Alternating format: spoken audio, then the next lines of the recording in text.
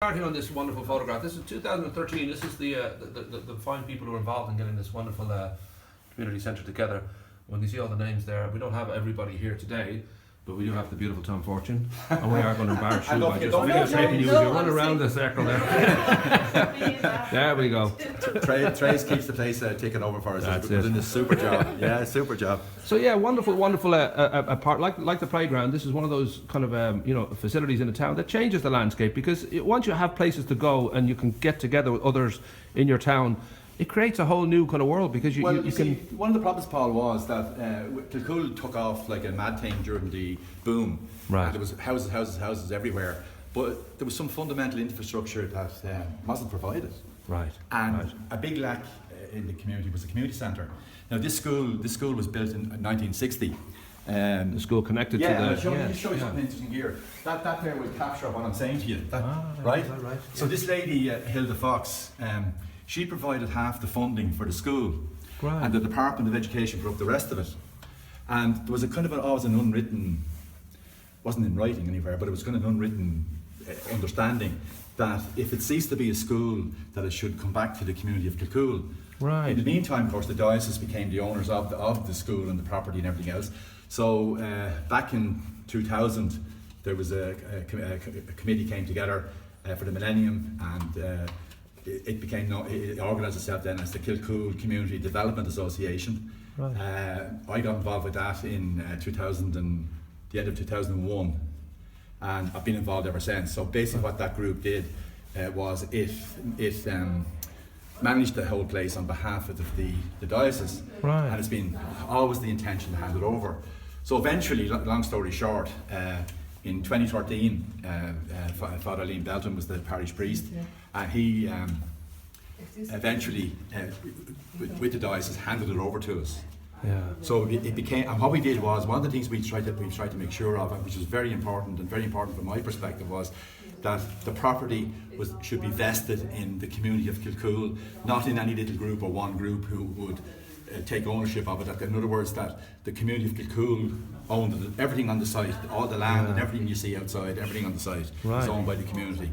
So then what we did was we applied for funding from the local authority, and then which we got, and we also applied for funding from the Department of Children through Pubble to put a youth cafe onto the development as well. At the time, they were providing €50,000 for youth cafes. Nice. It should have been 80 or 90 to do the thing really the way we'd have liked to have done it, but 50,000 was great. So there was a total of about €287,000 invested in the property, what you see here today. Great. And what we did was we built, this is all the old part down here, the two classrooms were the classrooms, but we have a new reception area, we have toilets, we have kitchen. We'll take a quick walk through actually, just give people an idea of the scale of it. And then we have a lovely meeting room here that caters for all kinds of activities. This is the kitchen here. Of course, yeah. And it's and it would have opened. 2015 was the opening, wasn't it? Yeah. Itself. Okay. And Wicklow Kitchens very, very, very kindly donated the kitchen to us. Yeah, well done. Yeah. Which was great. And of course, I would imagine the effect was immediate, because it's like, Greystones, for example, cries out for a hotel. There's always things that just make sense in a large, growing town. You've got you have your facilities for any kind of stayovers. Toilets as well. I mean, Brilliant. It's really very high spec. One of our group, Mark Blake, was the guy who designed all this and managed the project, which was fantastic. This is the main room we built on. Oh, nice big solid room. Yeah, and we've all kinds of meetings in here. And people use it here sometimes for after funerals, for kids' birthday parties. Brilliant. For teaching. There was a very interesting course on here 2 weeks ago, talking about mental health, which is very important things going on everywhere now. Yeah. That was really good. So courses like that. Sure. And then there's some government bodies are coming in and using it for training and various things. Because as much as kids, we talked earlier about the playground, and obviously that's a huge, big addition now to the town. But as much as kids need somewhere to go, adults need places to go to, and the whole community needs to be able to. This man here on the phone, David Murphy. Ah, right. He was the builder. He was the man who actually built it. Once I was Get a picture of that beautiful man. the other stat I can't get into. Well done on the building, Dave. Thanks, Nice job. Yeah, no, David and his team, they've done a super job on it. And then what we have down here, Paul, this is the school as originally was. Right. There was a 2-classroom school. And the school itself now, would that have moved to another premises, or The school now is just down the road here, St Anthony's, Kilcoole National School. Gotcha. But this was the one of the classrooms. Right. We're just making some changes to this room here to get better utilisation out of it. Right. And when we can get somebody to make us a kind donation, maybe, or someone who has money that they don't want to keep, we're going to do the rest of the building. We'll improve these 2 rooms. Great. When Mark was designing it, Mark Blake, he designed on the basis that up to that wall here, there's a mezzanine upstairs. So if we spare €30,000, you'll be able to develop that. We could develop that. Fantastic. And then, so the plan would be that as time goes on, we'll get more funding, and we do this. But again, the committee at the time has been involved for years. Yes. Myself and Mark Blake, Colette Hunt, Lorraine Smith, Jack Smith with Lorraine O'Toole, Jack Smith, Lorraine's father. Who else? I'll leave someone out now. Yeah. Mike O'Brien. So we as a group then obviously had to deal with the diocese, all that part of it. That took a little bit of time and took a little bit of negotiations and making sure it came over the way we wanted it.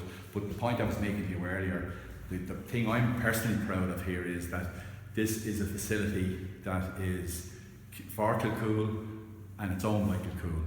Right. And we have a board then, and we have a board of about 13 in play now that basically manages the place, because you have to have that. We had to have that in place for drawing money down from Hubble, and we're a limited company by charitable status. Right. So everything is done proper and right, and it's here forever, because all of us we'll all move on in due course, you know, from what we're doing now. Sure. And it's there forever. So it's kind of for the future, and for people in the future, and young people today will be the people who will run this in the future. So, you know, there'll be many wonderful decisions made in here, many a wonderful group will form, and there'll be adding again to the town's kind of history, and adding to the fun that's in the town will come out of just these sort of rooms. Well, there's great history in it, because if you think about it, from 1960, from into the 80s, 90s, this was the school. Yeah. You know what I mean? It's already deep rooted. And now it's moved on, and it's now a community centre. Yeah. And then on the grounds, then we have the scouts then are at the back of us here as well. Right. They're all part of the complex. So it's good. We should mention the pictures in our background now. Listening to exhibition just of Kilcoole through the years. This is Kilcoole through the years. Yeah, and there's some wonderful images of early. We have a fantastic photographer here in the village. You probably know him, Chris Dobson. Oh right, yes. And Chris at this stage has I suppose the only way you could describe it is he has a library of pictures which depicts the history of Kilcoole. We have another man here living in the village, Michael Coons, who really is big into the whole history, and the good old Coons family. Michael's able to trace the whole thing back to. We have a bit of a thing going on at the moment about the rocks over in Kilquade or over in Priest Newtown, and we're trying to make sure they don't dump a lot of soil into it. That's right. And Michael is doing some checking back on various things, and he can trace that particular area back to 100 AD. Wow! It's a very unique valley. Apparently one of its kind in Ireland, and probably one of its kind in Europe. I'll have to get Michael and we'll go over there. And Michael, beautiful spot. Would have a vast amount of knowledge. Right. Chris Dobson will be another guy. Will be well worth talking to. I'll chase him. I'll bug him. But Chris will kind of tell it to you all in pictures. There you go. As you know yourself, all the picture has 1,000 words. Very true. Very true. But there's so much here, and I think I think the town kind of has already benefited, even though you're only talking about it's only 2013 it started. So I've been aware of so many things that have gone on over here, just various different, like when Remembrance was being put together, you had Jennifer was here with the schoolyard, there was so many projects. And but in 2013, that was just the date that it was signed over to us. Okay. It's actually we've been involved in this for 20 years. Great. And we've been here. We've been here for 20 years. Such a rich history already in my mind. We've been here for 20 years, right. And it was only officially St. Lawrence O'Toole Trust owned it, right, legally. So what they have transferred it over now to Kilcoole Community Development Association. Great. So we now own it. When I say we Kilcoole own it, and therefore we were able then to go and get planning permission, get grants, and put what we've So got now here. Kilcoole has got a top of the range playground. It's got a wonderful community hall. Absolutely. Casinos next, or No, well, no, don't think so. No. But we have a lovely community. There's a lot of new people that have come into the community. Yes. But it's evolving nicely. We have a secondary school with over 600 pupils, 680 Right. pupils in it. Yeah. We have a fantastic national school, St Anthony's. It's a co-ed boys and girls. The principal is Joanne McDonough. Absolute, she'd kill me for this, but she's a fabulous lady. Has done wonders for the area. Has been so good for the community through the way she runs her school and the way it's done. Shane Ivers, same over in Craigavon. They do a super job, and it reflects itself into the community. Well, you know what we must do now? We'll get together in a week or two again, and we'll take a walk down the main street and just have a little bit of a kind of I'd love to. chat about the history. Because I'll get on to Chris and to Michael as well for various different things. But it'd be nice to walk down the main street with you and just get a bit of a taste of the. Kilcoole Paul is a wonderful place. It has so much going for it, and I think we need to start talking about it and start.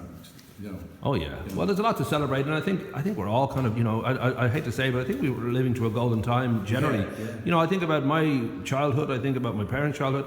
There's always ups and downs. It was good and bad, but there seems to be just generally good now. There seems to be so much good growth and so many wonderful projects. The last few days now, we've had some tragedy, in the village, which is very, very sad. But the community, again, the way the community came out and supported everybody. Yeah. I mean, that's good. And there'll always be differences, and there'll always be difference of opinion, or I don't like this one, or I don't like that, whatever the case may be. But that's just human. That's just human nature. Yeah, and that's healthy. I mean, it's but democracy. if you step back from it and look at what we've got, and more importantly, look at what we could have. Yeah. Yeah. It feels like a beginning, as much as it's, this has been here for 20 years, but, the playground, the sense just lately for me anyway is that there's a sort of a growth happening. And there is. We have a very good GA club in the village. We have a very good soccer club in the village. Yeah. And there's all kinds of other groupings. I mean, I remember doing a bit of research a few years ago now with a group, and there were 53 different organisations in Kilcoole, ranging from 2 people groups to 22 people groups. Yeah. And what we discovered back then was that no 2 of them, or no 3 of them actually interacted with each other. So that has improved over the years. Yeah. And there's obviously, it could improve more. But if the community, like for example, recently we had the feet on the beat. Yes. Right. And we met the minister with the group. I went along with the group to meet the minister. And really, hopefully, through our TDs and everything else, we will get extra resources. But we have a couple here in the village, Joey and Betty Hunt, who do our tidy towns. Right. And Ivan Messel, up to recent times, would have been very involved. Aidan Doyle, who died there a few years ago, was very involved. Lots of other people have got on board. But I remember using the analogy, we talked to the group, that if Joey and Betty and the people that support them weren't keeping Kilcoole tidy, the place would be a dump. The same principle can be applied to the crime situation. That if you have a kind of a neighbourhood watch in every estate and people are reporting crime, you could very quickly get rid of all the petty stuff that goes on in the community. That's what's going on at the moment. And there's a committee have come together on that as well, and they're doing a super job.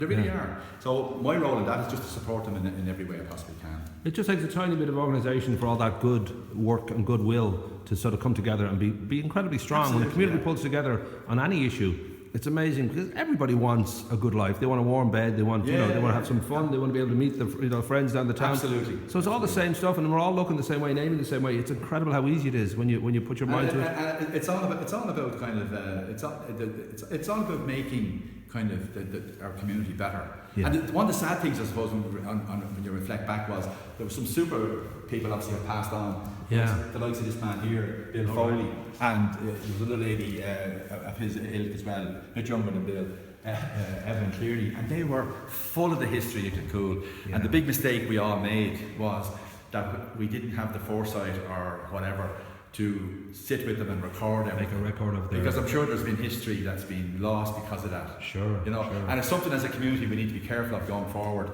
that we gather all of the history and protect it, because it's grand. You know, great to Well, have your it. past is your future. If you can kind of look after your past, you really are kind of paying respect, but you're also learning a lot from it, and you that sense of community gets stronger because you're aware that this is just your time here. Like there's people went before you and people will come after you. Absolutely, and all you're actually doing is minding it. Yeah, if you can leave them a few and trying gifts. to improve Yeah. it, and trying to maybe add something to it, so that when it is handed on to the next group of people or the next generation or whatever, that it's a little bit better. Yeah, and if you can wrap them a few presents so they're nicely surprised what you made for them, Exactly, that's the best way to be. Lovely. Well, we'll get together next week and we shall have a little bit of a history of Kilcoole, and I'll get young Mr. Coons and we should get Mr. Dobson out as well. But Yeah, no, I think it would be very worthwhile talking to Chris and talking with Michael. I just because they're so focused on well, it's passion for it too, and that comes across. I think when you realise somebody has dedicated quite a lot of their life to just a love of something, it comes across, and that's always great. I mean, one of the first pieces of infrastructure, I suppose, that went into the village was probably the church down, that was built in or opened in 1967. Oh right.